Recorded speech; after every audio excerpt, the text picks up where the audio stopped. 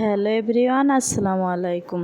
Sadia's kitchen and ব্লগে আপনাদেরকে স্বাগতম। আমি আজকে একটা নতুন শরবত রেসিপি নিয়ে আমি আপনাদের মাঝে চলে এসেছি। আর এই গরমের দিনে এই শরবতের রেসিপিটা আপনাদের অনেক এনার্জিদায়ক একটা রেসিপি আপনারা।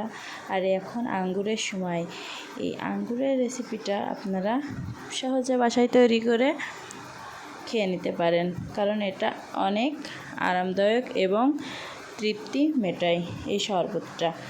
প্রথমে আমি সবুজ আঙ্গুর কিনে ধুয়ে পরিষ্কার করে নিয়েছি এবং আমি আঙ্গুরগুলো ব্লেন্ডারে দিয়ে দিয়েছি। আমি এটা ব্লেন্ডারে সবগুলো আঙ্গুর দিয়ে আমি আঙ্গুরের ভিতরে সামান্য পরিমাণের বিট লবণ দিয়ে দিচ্ছি এবং এখানে আমি পরিমাণ মতো চিনি ব্যবহার করব। আর এখানে আমি একটু লবণও দিয়ে দিচ্ছি। আর এখানে আমি পরিমাণ মতো চিনি ব্যবহার করব। যে যতটুকু চিনি খেতে পছন্দ করেন সে সেই অনুযায়ী চিনিটা নিয়ে নেবেন, কারণ কেউ চিনি বেশি খেতে পছন্দ করে, আবার কেউ চিনিটা কম খেতেও পছন্দ করে। এই জন্য আপনারা আপনাদের মন মতো চিনিটা দিয়ে নেবেন। এই যে আমি এখানে চিনিটা দিয়ে দিচ্ছি। চিনিটা দিয়ে আমি সুন্দর মতো আঙ্গুরগুলো ব্লেন্ডারে জুস করে নেব।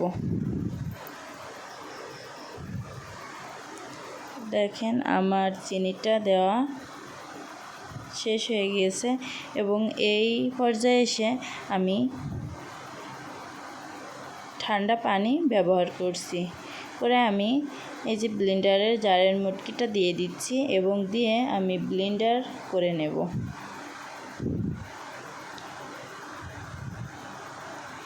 এই যে দেখেন আমার ব্লেন্ডার করা শেষ হয়ে গিয়েছে। আমি রসটা এবার এই পর্যায়ে এসে ছেঁকে নেব। আর এখানে যতটুকু শরবতটা তৈরি করেছি তার 3 গুণ পানি দিয়ে আরও শরবতটি পাতলা তৈরি করে নিতে হবে।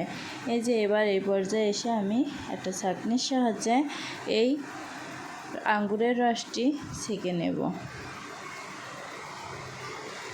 জুসটা আমি সুন্দরভাবে ছেঁকে নেব।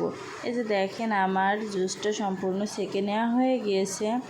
এই পর্যায়ে এসে পরিবেশনের পালা। এই যে আমি এখানে ঠান্ডা পানি ব্যবহার করেছি, এই কারণে আমি এখানে বরফ কুচি ব্যবহার করছি না। আপনারা আপনাদের ইচ্ছা মতো ব্যবহার করবেন।